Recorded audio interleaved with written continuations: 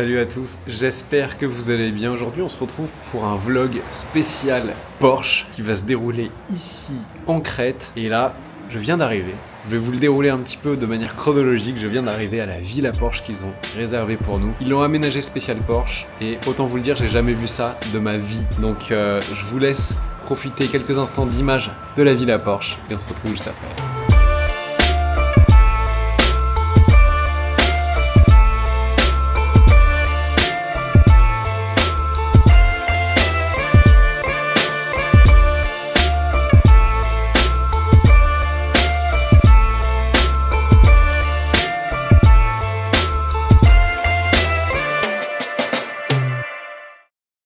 Bienvenue sur World Supercars, moi c'est Thomas. Si vous n'êtes pas encore abonné, je vous invite à le faire tout de suite. Activez la petite cloche des notifs pour ne louper aucune des vidéos de Supercars. Vous pouvez aussi me suivre sur Insta, sur TikTok et mettre un pouce bleu à cette vidéo. Aujourd'hui, on est ici en Crète avec Porsche pour découvrir la nouvelle gamme 911 puisqu'elle a été renouvelée. On est toujours sur la génération 992 mais deuxième phase. La 911, c'est une voiture iconique qui a été lancée il y a 62 ans, en 1963. D'ailleurs, elle s'appelait pas 911 à l'époque, elle s'appelait 901. Et sur la génération d'après, ils ont changé le nom en 911 parce que Peugeot possédait les droits d'auteur du nom et ils ont fait un procès à Porsche. Donc Porsche a arrêté avec la 901, 911 et c'était une voiture révolutionnaire. Première voiture avec un moteur totalement à l'arrière, première voiture avec un flat 6. Et en fait, de génération en génération, on a eu plein de nouveautés qui ont rendu en fait cette voiture légendaire. En 1965, on a eu la première 911 cabriolet, c'était la 911 Targa. Et en fait, c'était une voiture qui était destinée aux États-Unis à la base, et c'est pour ça qu'elle a cet arceau en métal.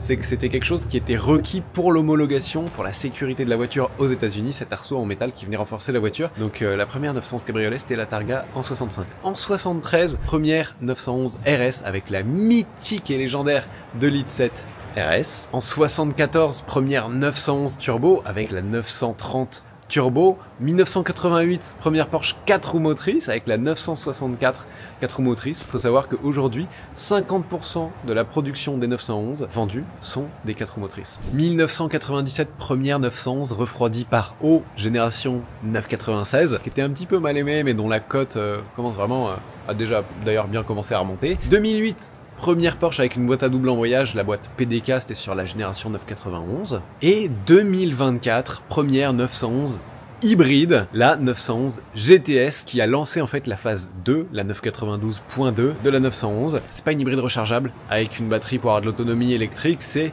un turbo hybride qui permet d'avoir plus de performance, moins de lag, mais ça vous inquiétez pas, on va en reparler. Donc cette nouvelle génération de 911, elle se décline en plusieurs modèles. On a le coupé, le cabriolet et le Targa, et quasiment chacune des versions se décline en version normale, S, 4 ou 4S. 4 c'est pour 4 roues motrices et S c'est pour la version plus puissante. Depuis la 992.2, on n'a plus le droit à la boîte manuelle sur la 911, sauf sur la 911 Carrera T, qui est une version un petit peu allégée et dépouillée, un peu plus puriste de la 911. Et aujourd'hui, on est là en Crète, on a à disposition la 911 Carrera S, la 911 Carrera T, la 911 GTS et aussi la Spirit 70, un modèle un petit peu héritage sur base de GTS. On a la version cab, on a la version coupée, on a la version Targa et on va essayer de voir quelle est la meilleure 911. Derrière moi, la vraie nouveauté pour moi, c'est la 992 Carrera S, la GTS je l'ai déjà essayé.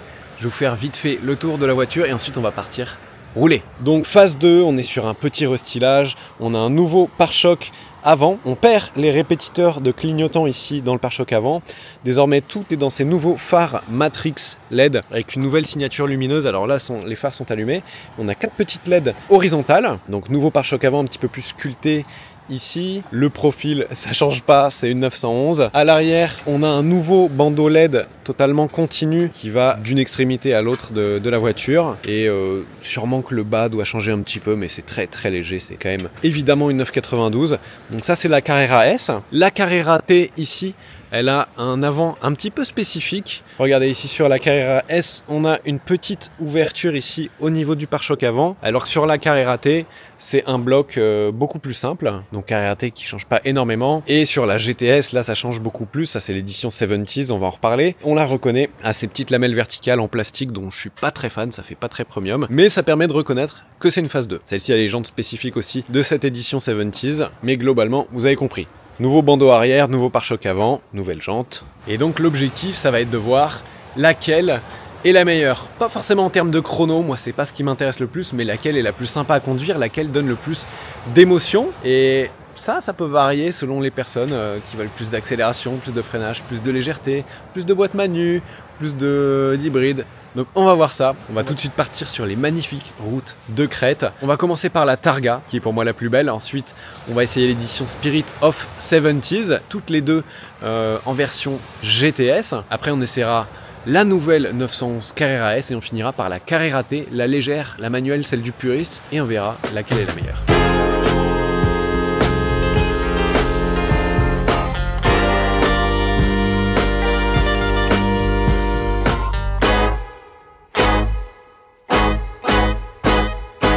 Bon, on commence pas avec la pire, hein. On commence avec, pour moi, la plus belle, la Targa, cette Porsche avec ce toit vitré et cet arceau en métal, magnifique. D'ailleurs, on commence avec la plus chère de toutes les Porsche 911 Carrera, hein. À partir de 203 000 € hors option, hors malus, c'est très cher. La GTS, c'est la même que celle que j'ai essayée, donc si vous n'avez pas vu l'essai, je vous rappelle la fiche technique. On repasse au flat 6 3,6 litres, c'est un nouveau bloc, simple turbo, mais comme c'est indiqué sur la porte, c'est une T hybride, donc turbo hybride. C'est pas une hybride rechargeable, mais c'est un système hybride avec un moteur électrique dans la boîte de vitesse, plus un turbo avec un moteur électrique qui permet d'effacer tout temps de réponse selon Porsche. Dans les faits, c'est pas un Atmo, mais là en 3e à 30 km/h. Si je mets pied dedans, ça se lance tout de suite. 0 à 100, 3 secondes 1. 3 secondes 1. Sur la Targa 4, hein, donc 4 roues motrices, évidemment. Toutes les Targas sont 4 roues motrices. Toutes les GTS ne sont pas forcément 4 roues motrices. 3 secondes 1, c'est féroce. 541 chevaux. Mais on a l'impression, honnêtement, qu'il y en a au moins 100 de plus avec cette hybridation. Si tu veux, tu as un gros turbo. Donc la poussée d'une F40, mais avec la réponse d'un moteur Atmo. Sur cette nouvelle génération de 911, 992.2, sur les freins acier, ils ont augmenté leur taille, donc la voiture freine très bien en frein acier. Il y a une légère course morte quand même à la pédale de frein. Alors je sais pas si c'est celle-ci ou si c'est toutes ces nouvelles 911, parce qu'on a du freinage régénératif désormais. Légère course morte, mais sinon ça freine très fort. J'ai envie de dire heureusement qu'ils les ont. Oh, c'est joueur.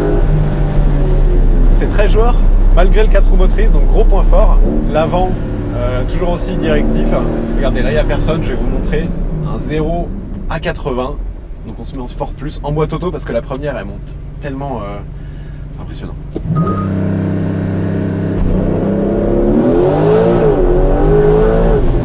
C'est impressionnant. Il y a 0 patinage. Ça décolle comme un missile. Ça met en manuel. Je remets un coup la suspension sport parce que la voiture est très bien suspendue. Là on est sur les petites routes de Crète. Là c'est vraiment du sinueux. On avait du sinueux mais beaucoup plus large un peu avant. Avec des morceaux de route qui rebondissent un petit peu à vitesse élevée. La voiture, tu sens vraiment le châssis qui travaille, mais la voiture est stable, elle bouge pas et c'est très agréable. Parce qu'en plus du confort, tu as un mouvement de caisse qui est très maîtrisé. Et là même en sport plus en suspension, c'est pas inconfortable. La route est nickel aussi, mais c'est pas inconfortable. Maintenant on va passer au point négatif de cette Targa, je voulais l'essayer parce que c'est la plus belle. Mais le bruit d'air à l'intérieur, il est vraiment pas agréable. Là on est toit ouvert, vous entendez bon. T'as ce gros bruit d'air quand par exemple tu sais t'es sur une route, tu roules vite et t'as quelqu'un qui ouvre sa fenêtre en grand. Ça fait vraiment ce truc de résonance et là en fait ça bourdonne beaucoup. Et si tu ouvres la fenêtre en grand, les deux fenêtres, je vais pas le faire celle-ci parce qu'il y a une caméra, t'as beaucoup de bruit d'air. On n'est pas très bien isolé du vent dans cette 911 Targa. Alors c'est très beau, mais tu vois là on est à 70 km/h, il y a énormément de vent. Pour moi, ils auraient pu travailler un petit peu mieux ce côté-là, l'isolation au vent, c'est dommage. Aussi, point négatif que j'avais, point scandaleux même, que j'avais soulevé quand j'avais essayé la Carrera GTS, donc en 2 roues motrices et en coupé, c'est ce nouveau bouton Start qui nous ont mis à la place du système keyless qu'on tournait. Bon, c'est toujours à gauche, ça ils nous l'ont pas encore enlevé, mais c'est un vulgaire bouton start qui ferait pas tâche dans la plus cheap des Golf ou des Renault Clio. Je dis Golf parce que Porsche c'est le groupe Volkswagen maintenant. Franchement c'est inadmissible.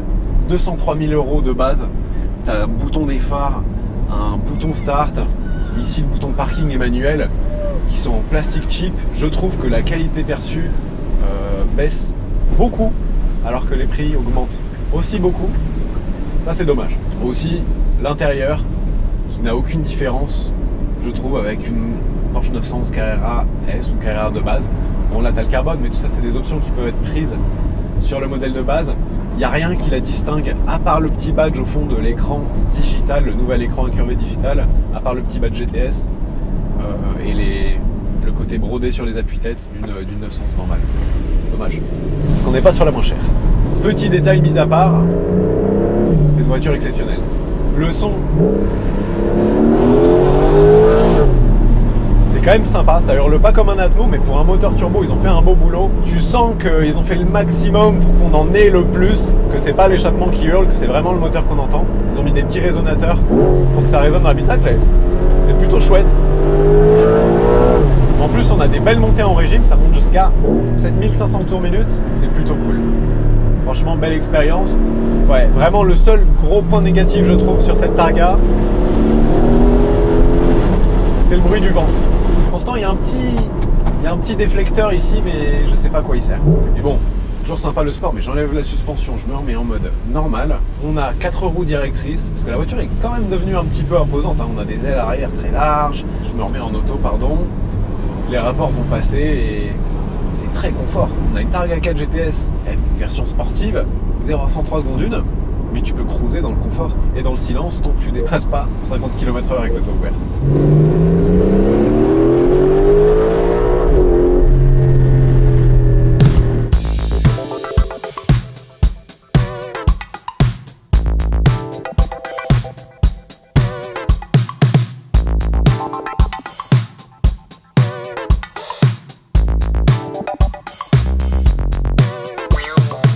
Bon, on a changé de 911. Je sais pas si je vous ai dit qu'on était dans la 911 la plus chère avec la Targa 4 GTS, mais j'ai peut-être fait une erreur parce que la plus chère c'est bien celle-ci de la gamme Carrera, donc hors GT3, hors turbo, puisque cette 911 Spirit 70 qui célèbre un peu les années 70, je vais vous en reparler, est proposée au modique prix de 247 200 €. Et de base, tu peux avoir quand même des options.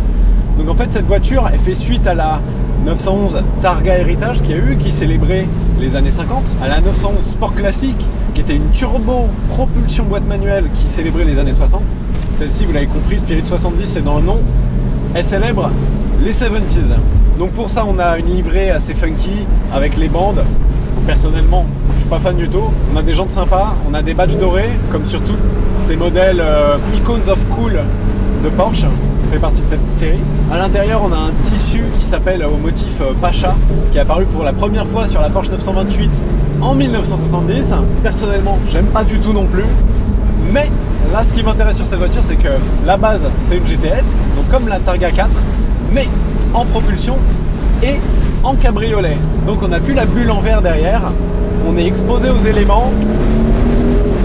Toujours 541 chevaux, toujours 0 à 100 en 3 secondes 1, donc un missile. Mais là où le défaut de la Targa, c'est le bruit du vent à l'intérieur qui résonne et qui est honnêtement désagréable, là, pour l'instant, c'est un kiff. Il y a un petit saut de vent qui peut s'ouvrir et se fermer. Là, il y a un petit peu plus de remous d'air, ça fait pas plus de bruit, mais on sent plus l'air. Et si on le remonte, c'est électrique, ça filtre un petit peu plus le vent. Là, je roule quand même plus vite que tout à l'heure à des vitesses où on ne s'entendait pas dans la Targa. Donc si vous voulez, pour moi, si vous voulez 911 à ciel ouvert et vraiment profiter de l'expérience à ciel ouvert, c'est la cab qu'il faut prendre.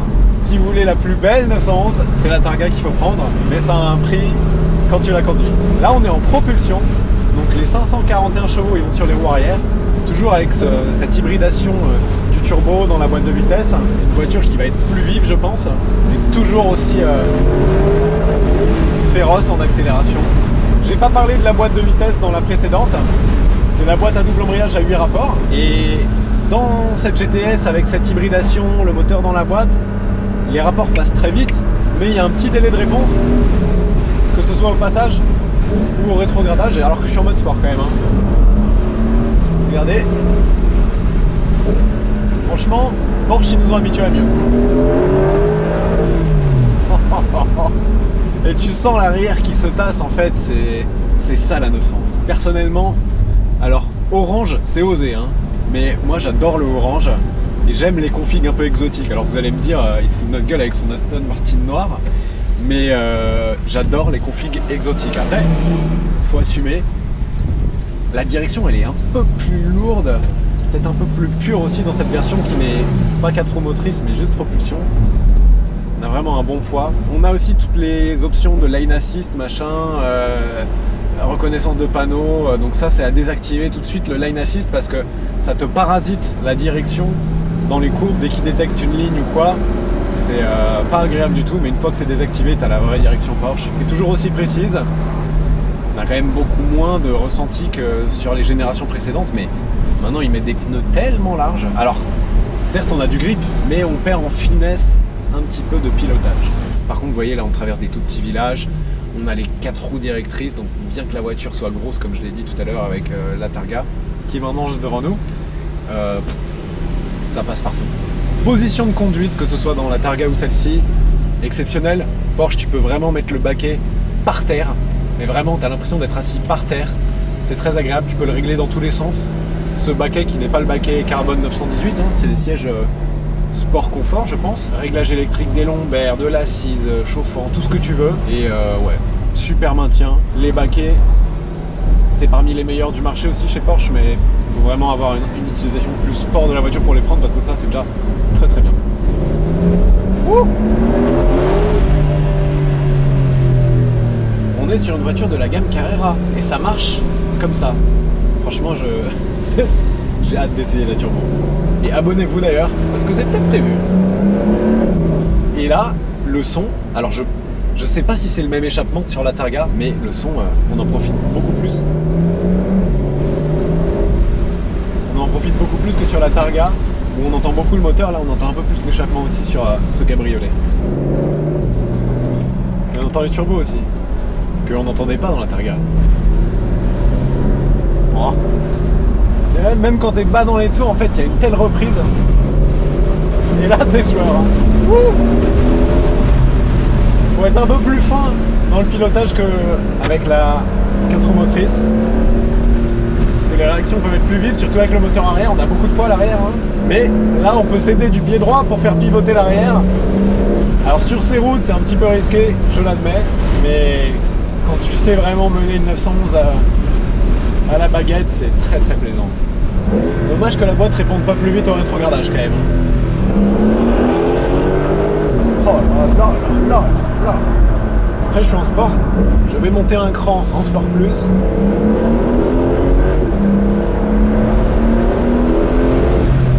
Au passage ça va, mais au rétrogradage... Ouais, c'est long. Bon, on va la remettre en sport. Très très sympa. Pour l'instant, entre la GTS, entre la Targa et la cab, je prends la cab. Si tu es Instagrammeur et que tu veux faire de la photo et tout, la Targa sera peut-être plus populaire auprès de ton réseau, mais tu t'amuseras plus au volant de celle-ci. Ah, le son.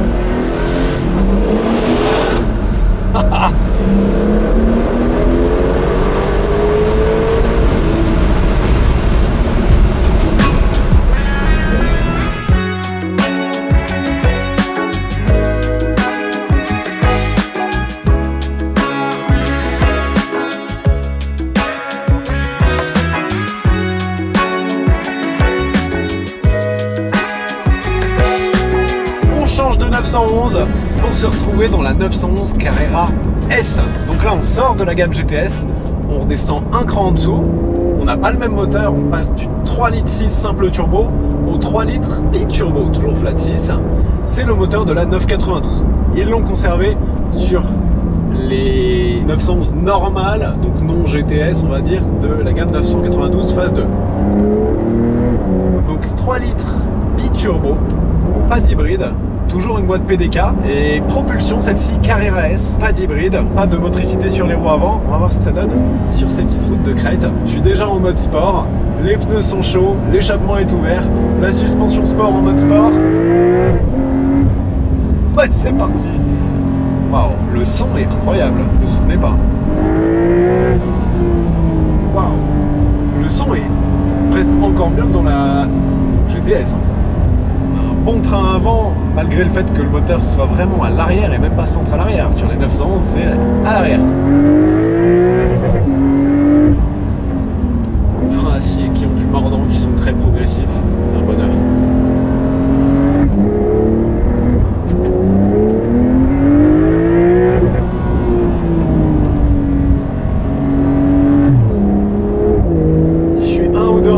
En dessous, on a quand même vachement de couple à mi-régime. Il y a le délai de réponse du turbo, c'est pas instantané comme dans la GTS.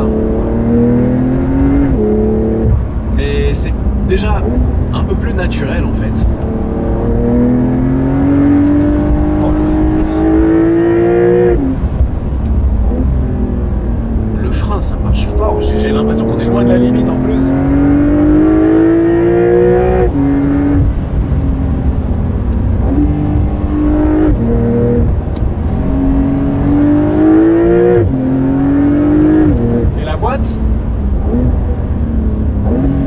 Un petit peu mieux que dans la GTS. Là-dessus, ils ont un petit peu régressé, c'est dommage, sur la GTS. Oh là là là là, mais qu'est-ce que ça marche! 480 chevaux, donc moins que les 547 de la GTS, mais ça suffit amplement, la voiture est plus légère. Hein. Là, on est sur un coupé, on n'a pas les renforts du cabriolet, on n'a pas l'énorme verrière de la Targa, on est sur une propulsion donc on n'a pas une transmission à l'avant. Je pense qu'on se dirige vers la bonne voie et il nous en reste une à tester.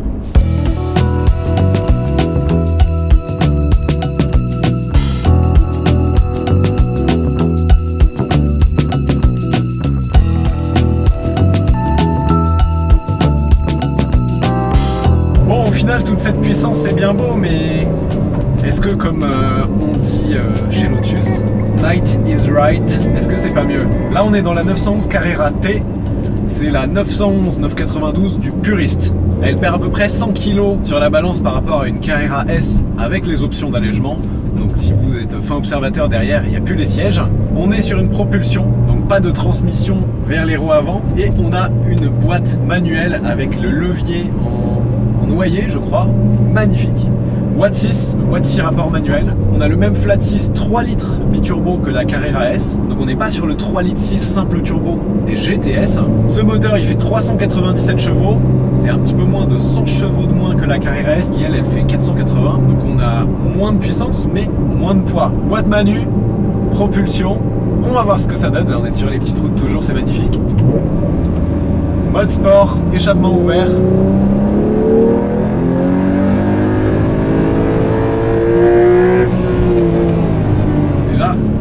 Il est présent.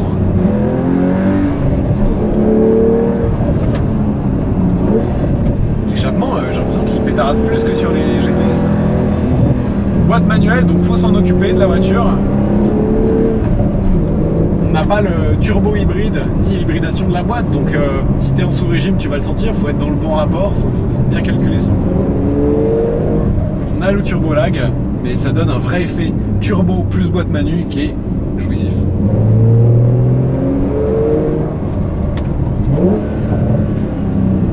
Écoutez un petit peu la sonorité quand même, j'ouvre un petit peu la fenêtre, c'est beaucoup plus sympa que la GTS, l'échappement il pétarade à haut régime, c'est très très cool.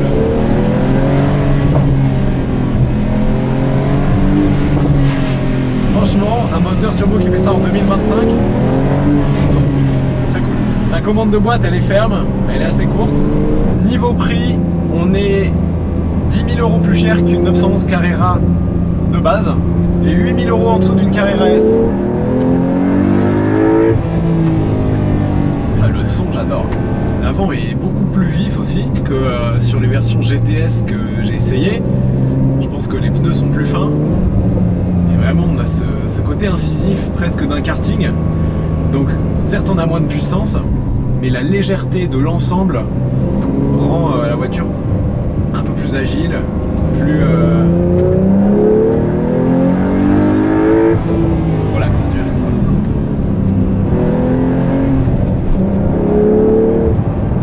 Faut s'en occuper, là faut se concentrer beaucoup plus que dans les autres. Oh, voilà. 397 chevaux, c'est quand même beaucoup hein. On est aujourd'hui sur des standards tellement hauts que on perd la mesure de ce qu'est la puissance, mais...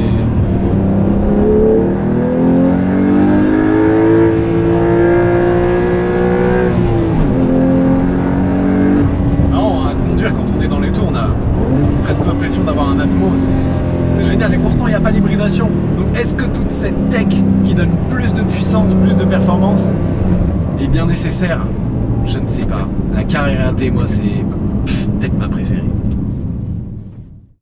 Ça y est les amis, c'est la fin de cette vidéo. Alors je pense que vous l'avez compris, hein, mon cœur va quand même pas mal vers la Carrera T, manuelle, plus légère. C'est vraiment une petite ballerine sur les routes, là où les versions GTS hybrides, elles collent à la route, vraiment c'est plus des fers à repasser soudés au sol. Vraiment elle est plus agile, la Carrera T. Moi mon cœur va vers cette voiture pour l'utilisation qu'on en a eu. En vrai, si je devais en garder une, ce serait probablement la Carrera S, pas la GTS. La GTS, j'ai trouvé la boîte un peu moins bien que sur la Carrera S.